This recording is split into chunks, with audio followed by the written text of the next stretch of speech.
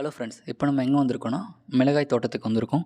இங்கே வந்து protected cultivation, அதாவது பாலியோஸ் முறையில் வந்து இங்கே மிளகாய் சாகுபடி செய்கிறாங்க. ஃபீல்டு எவ்வளோ நீட்டாக மெயின்டைன் பண்ணி வச்சுருக்காங்க பாருங்கள். மிளகாயை செடி வந்து நல்லா வளர்ந்து காய்கறிகள் வந்து கொத்து கொத்தாக காய்ச்சி தொங்கிட்டுருக்கு. பொதுவாக மிளகாய் நம்ம எதுக்கு யூஸ் பண்ணுவோன்னா, நம்ம சமையல் அறையில் ரீப்ளேஸ் பண்ண முடியாத ஒரு வெஜிடபிள்னால் அது மிளகாய் சொல்லலாம். ஏன்னா காரம்ன்ற ஒரு சுவையை நமக்கு மிளகாய் மட்டும்தான் தருது. அப்புறம் வேறு எதுக்கெல்லாம் யூஸ் பண்ணுறாங்கன்னா, நம்ம காய்ந்த மிளகாய் இருந்தாலும் சரி, பச்சை மிளகாய் இருந்தாலும் சரி, அதில் பீட்டா கரோட்டின்ற விட்டமின் ஏ சக்தி வந்து நிறைய இருக்கிறதுனால நம்ம விழித்திரையில் உள்ள நிறமையை அதிகரிக்கிறதுக்காகவும் பற்கள் மற்றும் எலும்புகளுக்கு மறைமுகமாகவும் உதவுது.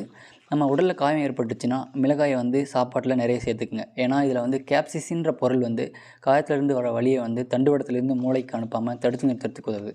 இந்த மாதிரி இன்ட்ரெஸ்டிங்கான ஃபேக்ட் தெரிஞ்சுக்கிறதுக்காக ஆர்கானிக் கிரீன்ஸை சப்ஸ்கிரைப் பண்ணுங்கள், லைக் பண்ணுங்கள்.